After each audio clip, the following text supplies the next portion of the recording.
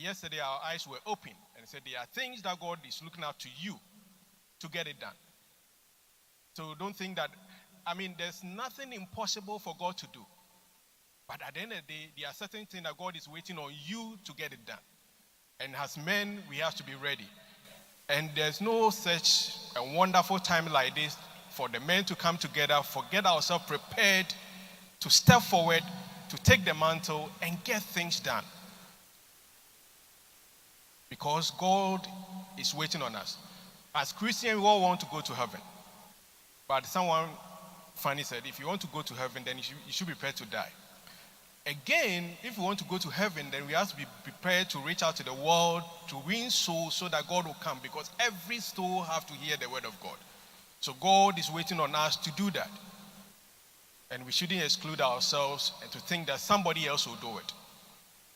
Yesterday we were challenged, and I was challenged.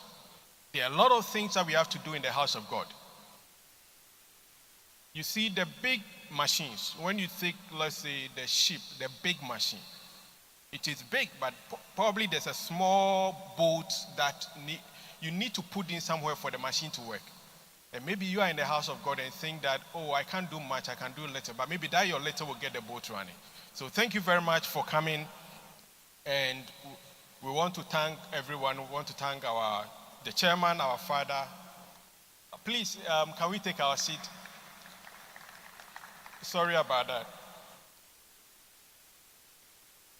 We first want to thank God Almighty, thank our Papa, Reverend Eastwood. We also want to thank our chairman and Reverend Clement for giving us this opportunity as men to have our day. I also take opportunity to thank the vice, thank Reverend Cornelius, Pastor Jejra, and all the leadership of the men's ministry, and everyone who is here. Thank you for coming. I'll just give a brief glance through to our program, then we'll keep the program started because we want to be on time and finish exactly at 12 as we have stated on. So we're supposed to have our health issued amid COVID-19. Then after that, we'll have the business issued also amid COVID-19. Then the family life. Then that's the program for today. I will do a bit of small change. All the program will come on, but we will probably swap some of the program. So for example, we'll have, I know we have some of our panelists for the business and the family life in, so we may want to have one of them before we have the health one, because we are still waiting for.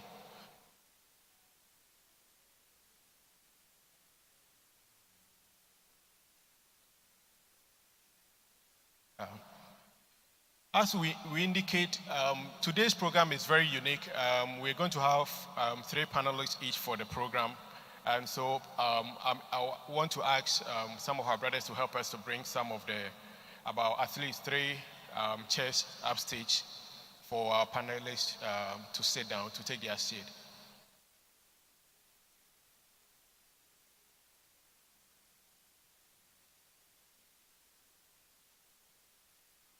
Outbreak of the pandemic is causing a drastic change in business continuity, as there are sudden changes in our lives, the workforce, decision making, even security. And as individuals and as all of us, I don't know if any of us were around during the First and Second World War.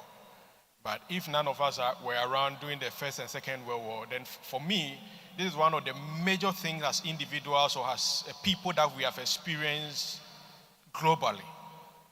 And that has brought a lot of changes. But for me, one of the things that I want us to take from here is that where there are major changes, for me, it's a time that God wants to step in to do a new thing in our life. And when our God wants to step in, then it's us that have to benefit. As the children of God that have to benefit. And that's why we thank the leadership for putting this program together. And we are going to have 3 of our brothers who are going to be the panelists for the business side. We have our Deacon Richard Derry. please, can you give a hand as he comes forward? Our brother Deacon is a astute businessman. I have a lot of interaction with him almost every week, and I know how much depth he is when it comes to business and how successful God have brought him so far. This is not a man who just have a family goal and because of that got to where he has gotten to, but somebody who has started from the scratch.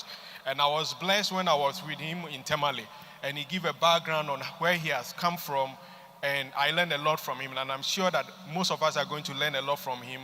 So if you have any questions and answers, please jot them down, and when the opportunity comes so that you can ask. We are also going to have our brother Daniel Oponyina.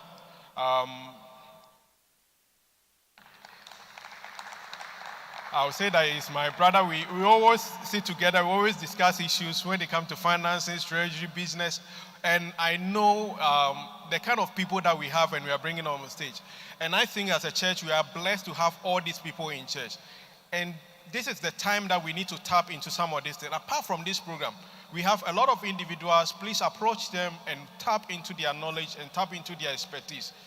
We go out there and you'll be surprised. People pay $10,000 to go to Harvard and go and sit down for 1 week, and you come back and you realize that all the knowledge are with some of our brothers here. Meanwhile, we pay a lot of money to get it. So we thank you, brothers, for availing yourself to help us dissect the issues and to find solutions to the things that we are confused about during all this pandemic. Our brother Patrick Antis is on his way coming, and when he comes, he's the third person who will join them. He's also, we all know his pedigree, and when he comes, he will join them. Today we are having a bit of traffic issues, so some of them have let us know that they are on their way coming. So thank you very much, brothers. Please, can we have another mic, please?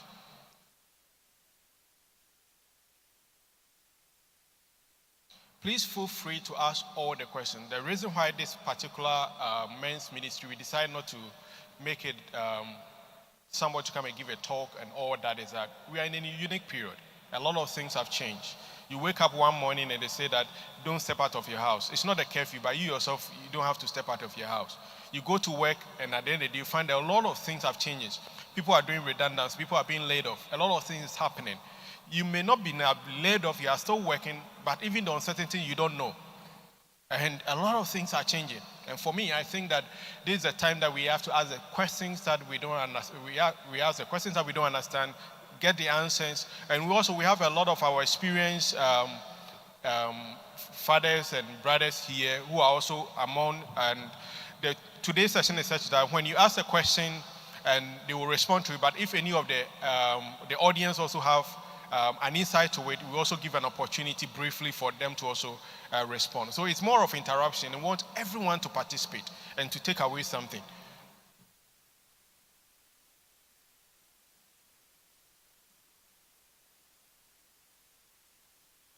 So as everything is set, just a minute.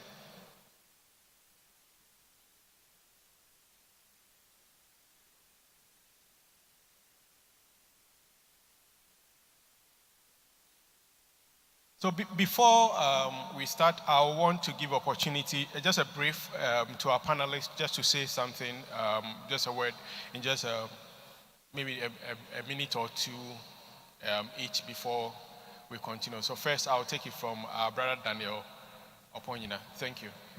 Okay, Dr. Pietu, thank you very much. And I want to thank the leadership of the Mashach Men Ministry. I want to thank Pastor and the leadership of the church for the program and inviting us to participate. We were told that it's about business. Okay, it's about business in a COVID situation, in a COVID environment this year. How has businesses failed? How has individuals failed? And a few things we need to discuss with each other. No one really plans for such disasters, such catastrophes, such mass things that affect businesses or affect individuals. The issue is that when we talk about businesses, it's not only those who own businesses. As men, the business of the home, the business of the family is also a business we need to show interest in. So in a COVID era, pressure is brought onto businesses. People have lost their jobs. Businesses have collapsed. The question is, why do these collapse? As a finance man, business collapse for one reason, key reason. That is lack of cash. Businesses do not collapse because the leader has died or someone is not there, etc. It collapses because of lack of cash. So it's a good opportunity for us to talk about that. The question, the simple thing I want to use as an introduction is that as men, as businesses, do we know why cash exists in our businesses? Do we know why we need cash? There are principally three key reasons why we take cash. We take cash for transaction purposes. We take cash for precautionary purposes, that is for the future. And we take cash for speculative purposes.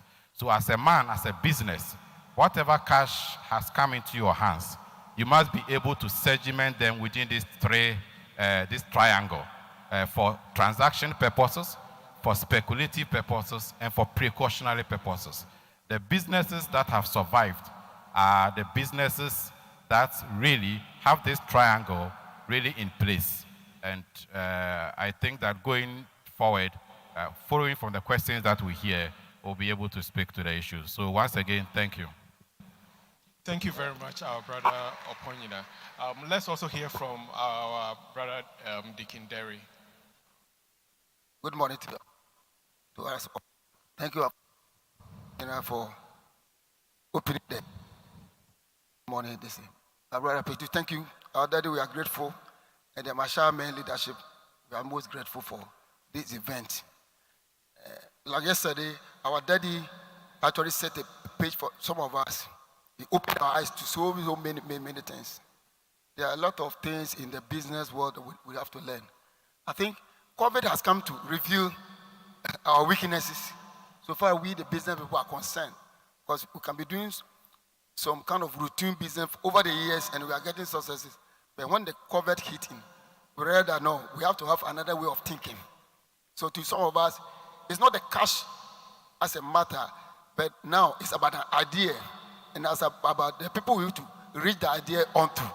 So I think as we have gathered together here, some of you might not be having the cash as my brother is talking about, but the COVID has given an opportunity where in your own bedroom you can have an idea. What can I do for the next generation? What can I do about my life? What can I think about? Your simple phone can give you a lot of things you could. I mean, before that, it is like, oh, I must go out to do, I must look for money, I must look for loan. But this time we read that it's not only for, though the money is very important, but it's not only for the money. It's about an idea. What can I do? What can I add to what I know already? So that it will make me stand out in my business. So I think we, the business people, we've been having meeting with some of my colleagues in town. It's quite a challenging.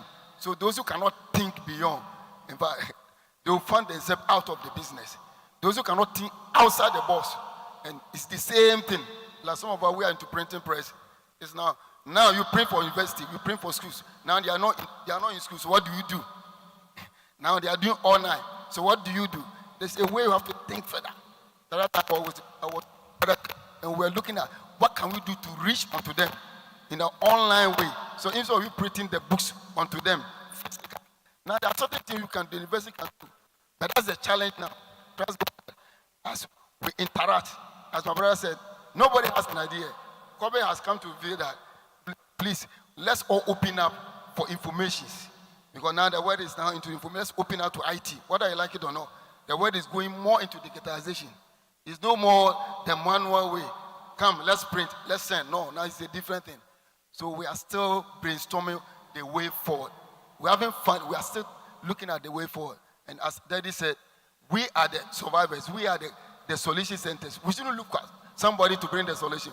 We should go forward and create it.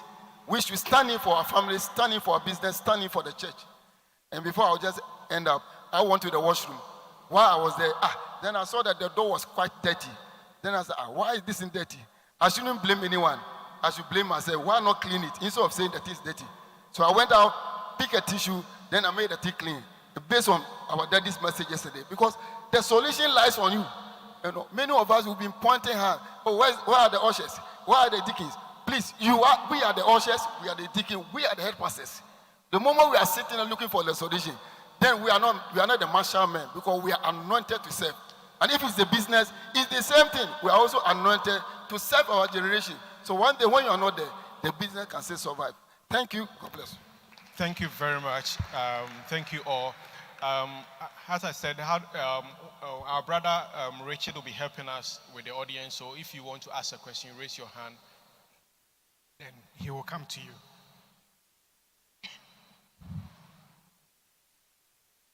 As we all know, the church have shown the way during this COVID time. And that means that the solution is in the church. Why do I say that? A lot of people think that the church was going to collapse because they said no church, nothing. But I believe that we have become more strong. We have found a way to reach out to our people. And we are reaching out to a lot of more people that will not naturally come to the church. The church is showing the way. And I think in the business and finance terms, we should also show the way. So let's open up. If you want to ask any question, please feel free. Raise your hand. Let's share ideas. The way we do things have changed. The way we get things done have changed. And we want to brainstorm to find out what are the ways that we can go forward. Those that we used to call secure businesses are no more secure anymore. And things have changed. So please, if anybody wants to ask any question, we'll take first question from Pastor Charles.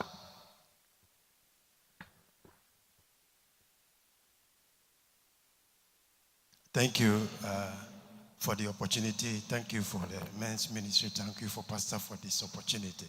I wanted to find out from our panelists what one would do. One of the commonest problems that came up during this COVID issue is the laying on of workers. When one realizes that even though the situation has brought it, you will need them maybe in the near future. Now my question is, what will you do to prevent, to keep your workers in such a difficult time like this? What are some of the ways by which you can maintain the workers and still have the business running without creating another problem of losing jobs, things like that? Thank you. Yeah. Thank you, Pastor Charles. I think your question is quite difficult. With the business executive, we've been meeting. What do you do to keep our employees in this time of COVID situations? One, jobs are not coming. So the more they are there, ask yourself, how do you get money to pay them? So what some of us are doing is that they key people. And I started telling some of them for the past 3 years, I say, don't handle one thing at a time. I'm looking for people who can handle 3 different machines or 4 different machines. So in case something happens and I want to lay off, those ones, you'll be maintained. So if yours is just only one way of thinking, one way of doing things. When it happens this way, I will not waste time on you. You will know that the system will fade you up. So the employee by themselves too, please. You must also make sure, since you are working there, you must ask yourself, what can I do apart from what my boss has assigned me to do? You should be able to learn a lot of things. After work, what can I add to? You must add value to yourself. But if it's only one thing, I'm an accountant, and that's the only work I do. In time like this, you will find one thing. Apart from accounting, what do you do again? You can learn a lot of things. I can learn designing. I can learn how to do marketing. And now the marketing is not one-on-one. It's more of digital marketing, online. What can you do? What can you how can you advertise the risk? But if you are just sitting down waiting for, so Pastor Charles, some of the things we cannot help it, but just to lay them off. But before they lay off, the workers should also know that we are not in the normal times. So since we are not in the normal time, if you also want to think normal, then you also be a normal person. But where we are going, we are not normal people. We have to be new normal. So you must think beyond. So those employees who are taking the normal way, please, they will have the sense to be blamed. they have been laid off here and there. And the solution is, what can I do? Even in the midst of my layoff, even if your boss lay you off. I was telling employees somewhere when they wanted to lay me off. I said, my brother, you've worked for the company for how many years now? It's not now you have to be bitter towards your boss. Your boss said he cannot continue to pay you. So what do? Think. You see, many a time we are not thinking as employees. We pick us because we get salary at the end of the month. That is all. The worker think, but destiny, my everything is in the hands of my boss. Please, it's never so. It's not going to be so from now on. Going forward, it's not going to be so. You must take the destiny into your own hands. Thank you. Thank you very much. Let me add something to this good idea that Deacon Derry has put up. Normally, businesses have stakeholders.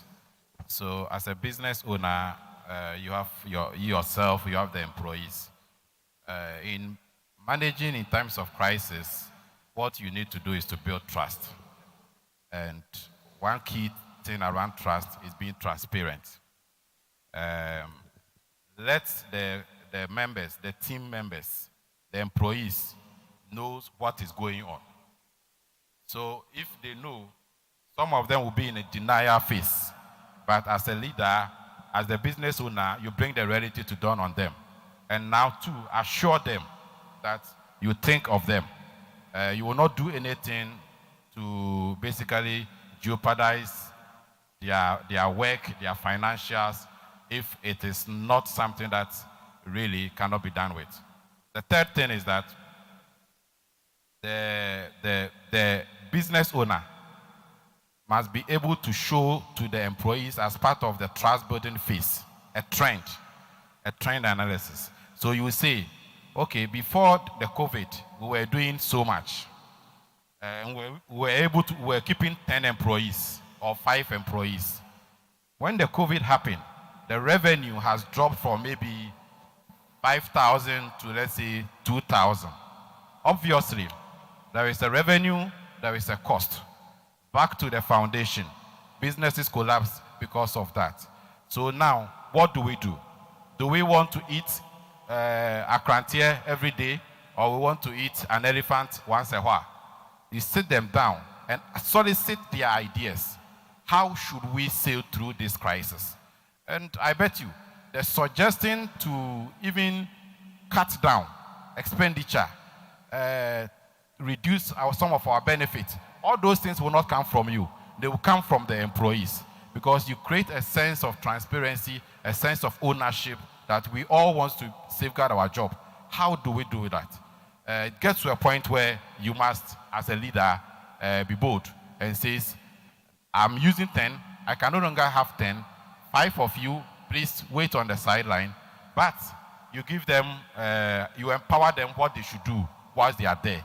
And maybe if it is something allowance you'll be giving them instead of the salary, you do those kind of things. So there are various ways to do it, but one of them is transparency and building trust, so that the employees will appreciate that whilst there, they are still thinking about the business. And one thing is that, look, during crisis, the innovative ideas to move the business forward will normally come from the employees.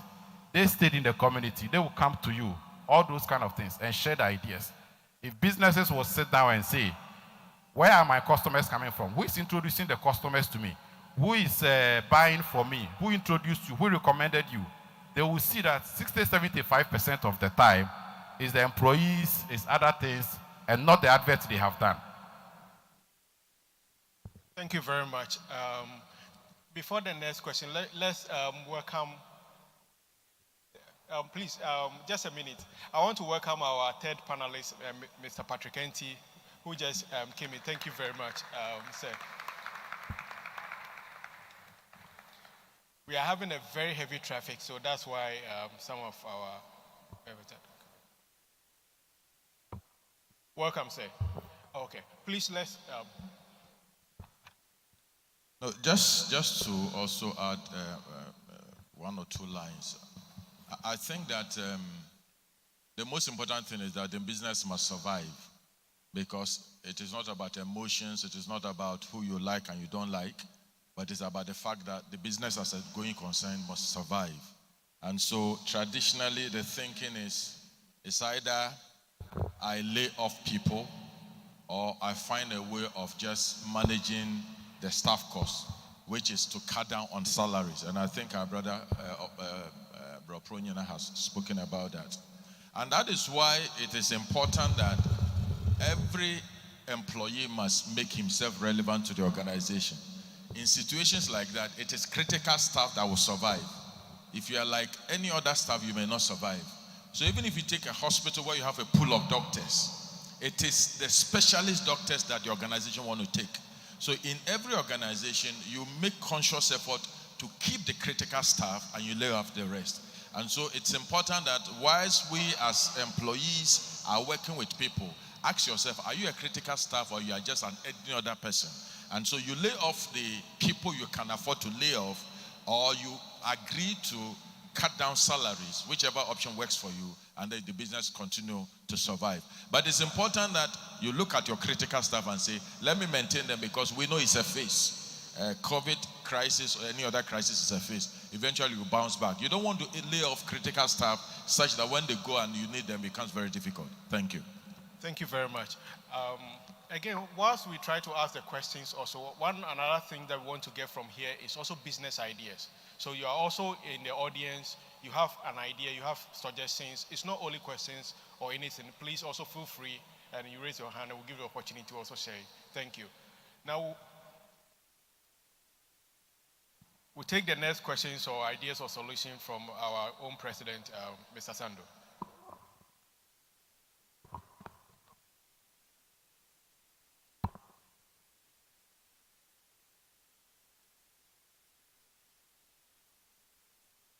Thank you, and you're all welcome.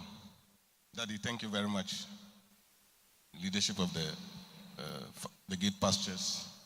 Thank you, the panelists, for accepting to do this job for us.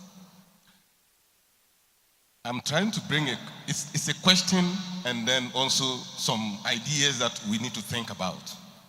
I happened to meet the MD for Zenith Bank just last Wednesday, and a question I asked him: why are some businesses able to stand the test of time? And I was looking at the banking sector. Barclays Standard Chart, 1840 something, and they are still there. Some people start a business and it doesn't even go to the next generation. And our father was telling us that we should serve our generation, and not only serve our generation, the thing should transcend to the next generation. How do we build businesses or empires that will transcend your generation, so that the business that you are handling now, Anthony's dairy, should outlive you? How do we go about that, so that it doesn't become like, okay, it is me, and then after that ends it? But we should be able to look and go beyond that, like how today we are all looking at Barclays, 18 something, Standard, And then he told me the ideas about what happened in the banking sector in Nigeria. And then we are now doing that. They said they had 96 banks. They clean up, they got 23 banks. We had 32, we clean up, we're having 23 now. How do we get the indigenous bank to stand, or certain businesses to stand and go beyond the test of time? Thank you. Thank you very much. Please, we'll take the first. Okay, let me take this first. There is a book I will recommend to business owners. That book is by Jim Collins, and the title is Built to Last. Built to Last by Jim Collins. That book actually looked at 100 companies in the world that have lived over 150 years, or 150 companies in the world that have lived over 100 years, and brings out the strategies that they use. Key among them is culture and succession planning. Key among them is culture and succession planning. So the question you are asking, how do we create businesses that outlive their owners? Succession planning is key. It's there. Building structures. At a point when you start a business, it becomes like one man. Over time, as you are bringing 2, 3, 4 people into the picture, you must now begin to introduce structures, because you alone, you were trusting yourselves. As you bring second, third person, build structures. I've had experience of, I think this year, dealing with a company where the CEO unfortunately passed on COVID, and nothing could happen. Nothing could happen. The employees don't know anything. They don't know the deliveries. They don't know a lot of things. Two, there was another business also that the owner got sick and was in the hospital. How to sign a check was an issue. Bank confirmation, a check that has been issued previously, post-dated checks, that was even clearing. The bank needs to confirm the man is on a hospital bed in Takoradi. Then the checks keep bouncing. What happens? So there are things that business owners must also do. In the same vein, as for me, I also like those same ideas must permeate the family as well. As man, you are managing a business of the family. If you are not there, what happens? Etc. So those are the two things. Succession planning is key, and putting structures in place is the second one, I would say. Thank you. You also have to train your people. Train your people. Let them know what you are doing. Let them understand. But you don't just train anybody. Train people who are trainable. And people who are also loyal. As in Exodus 18, you know, when Jethro was talking to Moses, he told him that he should select able men, loyal men, men who are committed, who understand your vision and they are ready to follow you. If you're able to do that, 20 years ago, if you have called me to come here on Saturday, I won't come. I will call the president and give him reason why I cannot come, because I have to be at the shop. As I speak to you now, the shops are open, they are working. Because by the grace of God, we're able to train people. And we are able to also put confidence and giving them some authority and power. My brother was talking about bank confirmation. Yeah, our place, for example, it's not all the checks that come to me to confirm. Certain amounts have to come to me. Other amounts go to somebody who will confirm. How would I know whether the person has taken the money to go and chop? He can't do that. There is a system in place. There's a way I will see. Every evening by 7 o'clock, I know all the cash that came and where each one went to. Somebody handles the mobile money handle. MTN told us that I should handle it myself. I look at it. If I add it to my responsibility, my gray hair will increase. Then it will, you know, if I don't take care, I will go to join the ancestors early. And I didn't want to do that.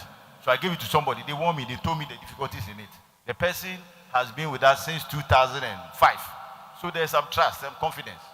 By the grace of God, he drives company car.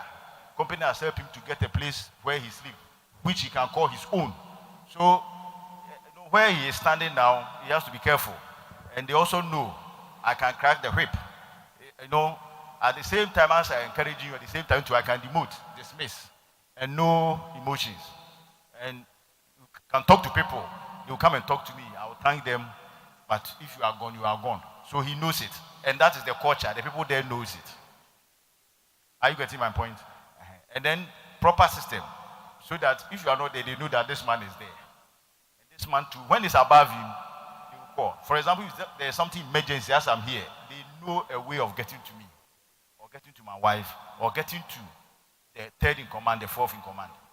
If it's above everybody, they will send me a message and I'll respond. Sometimes too, they will take a decision. If I go and it's wrong, I'll correct them and tell them what to do next time. But if they don't take any decision, that one too, there's punishment for that. For allowing the customer to take his money away. Hey, it's a crime, abomination, taboo. And this is a culture in our companies. Customer brings money and they say you are busy. You are busy for what? Why did you go there? So you inculcate those things into the people, your staff, your team members. That is why I said that 20 years ago I couldn't have come to sit here. But 10 years ago I could afford to come here on Saturday. And today I'm here. It's likely the whole day I may not be there. I won't actually be there. And they know it. And they will work. Monday somebody will check and see whether they have done the work. So I'm trusting God that if God calls me to eternity, they should be able to continue. And as we age, we are appointing people. And the time will come, we appoint competent people. And we expect the people to perform If you don't perform, we'll fire you. Thank you very much. Thank you very much.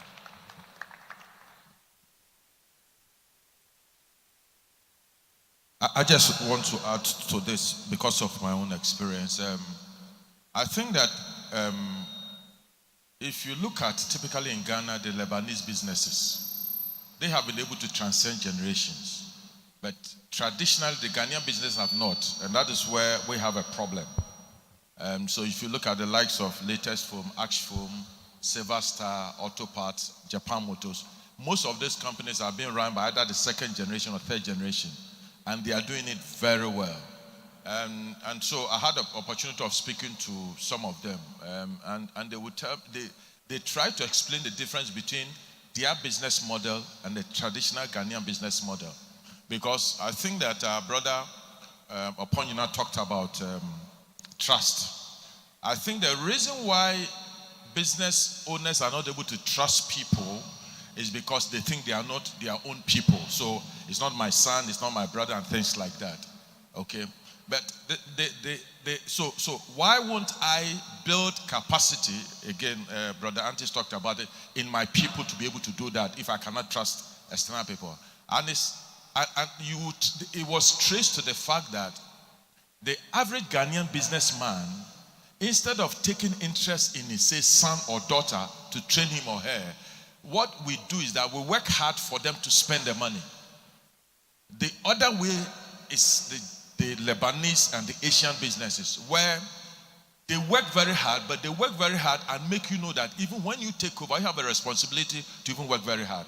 So he tells me, he says, if you are in secondary school and you come back from school, you don't go out clubbing and partying, but when your father is going to work, he goes with you.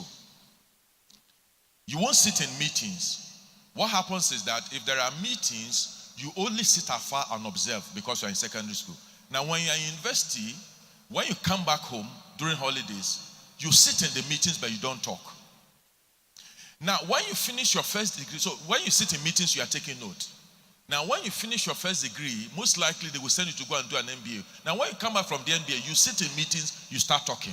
Your father starts observing you. Now, after a while, the father leaves you, and then you lead the meetings. So he's negotiating with suppliers, contractors, and all that.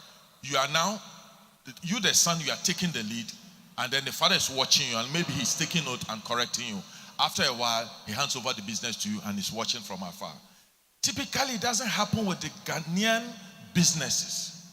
What happens is that when the son comes from home in secondary school, you allow him, he's enjoying, he picks the car and all that. University is worse. He goes out whenever he likes. He doesn't take interest in the business. Now, when he finishes and he's working, he will hardly work for you because you have not built him as part of the business. And so he's now looking forward to the day when you will die and perhaps sell the business. And I think it is a model that we need to involve your people. Involve them at an early stage. Build the confidence. I mean, I remember Minister Sando talked about Zenith Bank. In those days, Jimovia, who is the founder of Zenith Bank, what did he do? He didn't have a son then. I don't know what. He had a son who was young, but the daughter was old.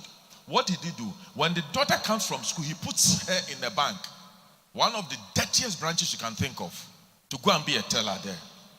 So he started building the girl, and he made sure that he moved the girl within all the branches of the bank, took her to the insurance company.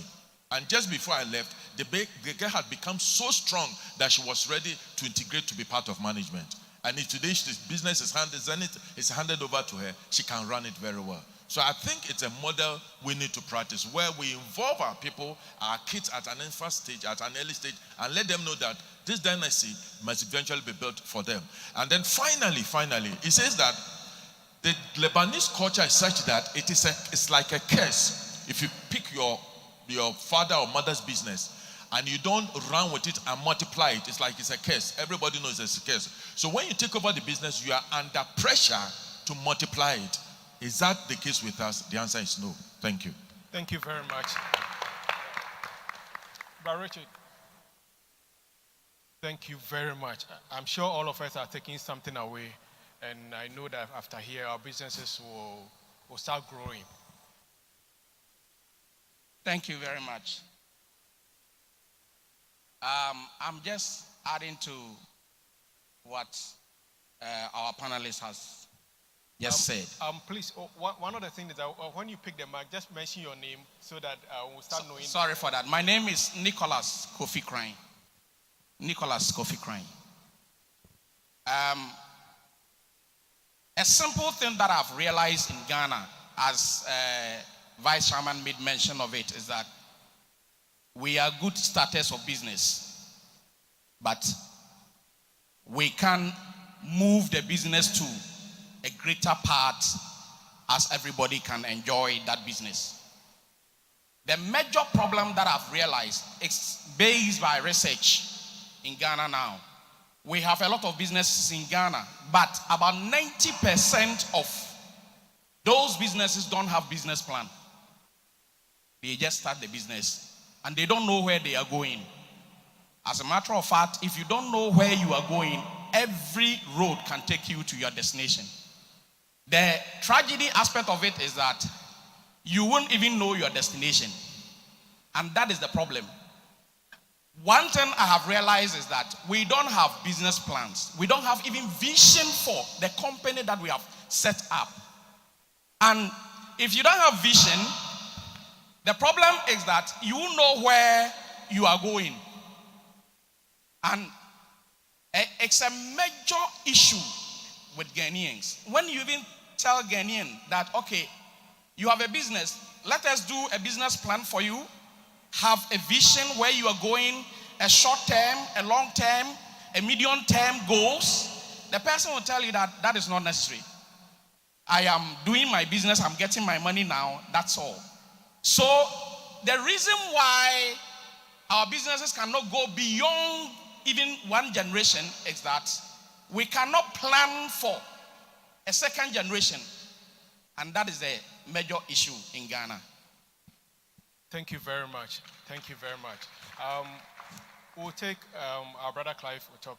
But one example that I just want to give is that one of our brothers invited me to come and look at his business, and I went. And anytime I went, he wanted to give me something to take away. I said, I'm not taking anything away. I don't want. He said, oh, no, this is small. When you take it, you don't do anything. And that's one of the things I wanted to do. Sometimes your family member will come, then you give him one pack of sachet water, you take away. Tomorrow, somebody will come, then you give him this, and you think it's small. Those who do businesses are successful are those who are able to take care of the small things. And so some of the things we need to be careful with the family people who come around, colleagues, church members, and we think, let them pay for it and give them a discount. Thank you very much. And we'll take our brother Clive. He wants to also ask a question or...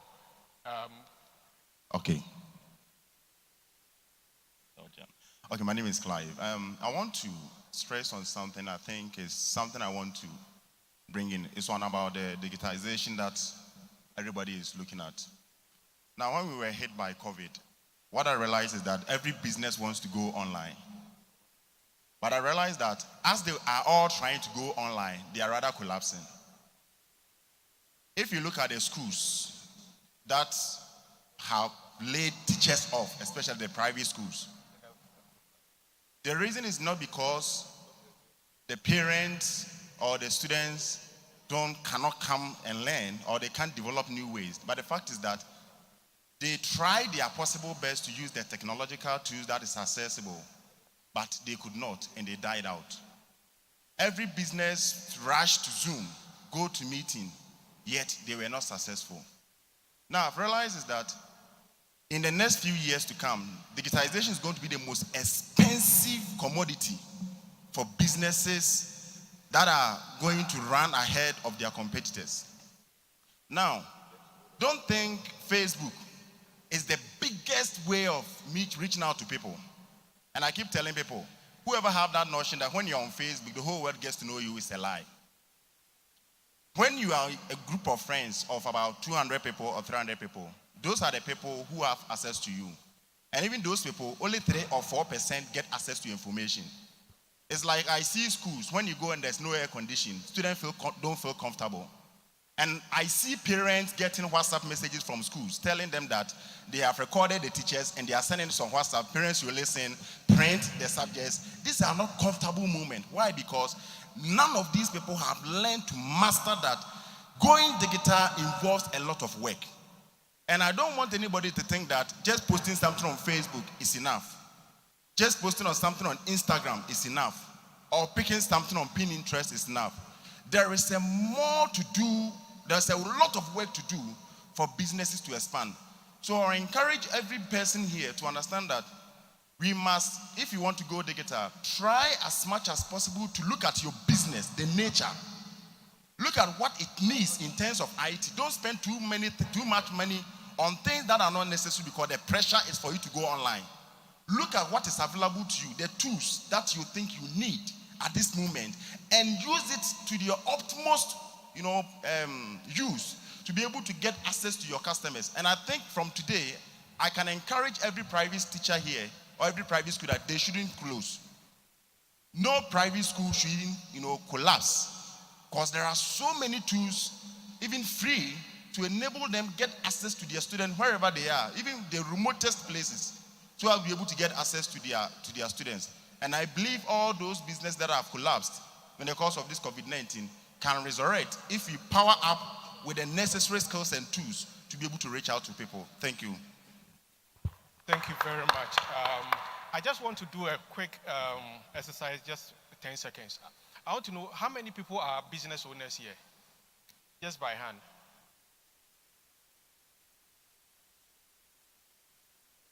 Okay. And how many employees they work for other people? Okay. So roughly we have about 65% employees and 35% business owners.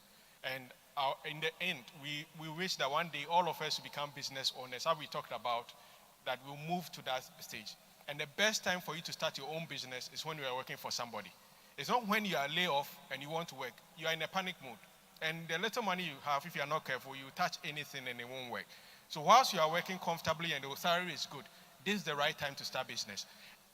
We'll take the next suggestion or the next questions.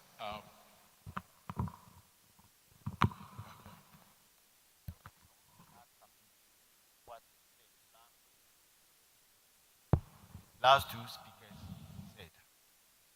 That is also an observation I've made. For example, if you're a baker, you want your work to go on easily without sweat, apart from prayer and the Bible, the next thing is that find out another baker who is doing well, go to him or her and ask questions. Ghana, they don't do. When somebody wants to see you, does business with you, the underlining he wants money. And I keep on telling people, the most important thing is the ideas. Me, if you give me the ideas, praise God, I'm very, very happy because I'm going to run with it. This business plan thing that he said is very, very true. We started our business, what we are doing now, in 1997 until 2012. 2004, 2005, I went to short trainings. They all mentioned business plan. They say, what is business plan for? By 2013, occasionally I consult. I go and talk to people that are ahead of me, who have experience, irrespective of what they are doing. They may be lawyers, they may be bankers. I go and talk to them. I went to speak to a certain banker, and the tail end, he said, I was telling him something I want to do. He said, where is the plan? You have to have a strategy. You also have strategy. What's the strategy? And I told him. He said, where is it? I want to see it in writing. When I sent it to him, he rearranged it and said, Patrick, I think you can do very well if you have a plan or strategy. So I started developing something. But by the grace of, when I went back to school, they understood it very well. So I put it on paper. So 2017, we had plan that will expire in 20. We have a long-term plan and a medium-term, which will expire in 2021. I brought in somebody to give us market strategy. That is why when people come to us, sometimes they say, oh, here, they are buying things, but I go and establish out the shop there. I thank the person very well. I look through our things and see whether it's inside. Number two, the place they are talking about, is it true that they buy things there? We have about 6 shops now. Every area, I know the type of cement they buy. Every area, I know the type of iron rods they buy. So we just don't send things to certain places because somebody is doing it. But because we have planned, as the man said, we're able to do that. The culture, Ghanaian culture too is that, which I think is something that we have to look at. That's what Pastor Dan said. As you grow, when you start, you are doing well. If you have 1 shop, the same strategy will work. When you have 5 shops, it will not work. And that is the point. You have to bring in people to come and help you. And I can tell you, you can have two people, two wonderful people. You think you are doing, but they will come in, the things they will be doing, they will even give you more money than what you give to them. And you realize that you relax. You even get time to relax and have time for your family. So it's very, very important that you ask people who are ahead of you. Not that everything you go and ask, that also is immaturity. But you ask them, so this and this and this, like what Pastor Dan said, how Ashford is able to hand over to the next generation. Pastor Ajaja, the reason why I wanted to see the man I told you about is that because I know he was doing very well. He's a mature Christian too. I think the transition, there were some few skirmishes. So I want to know. I'm also growing. And I keep on telling people, I'll go on retirement.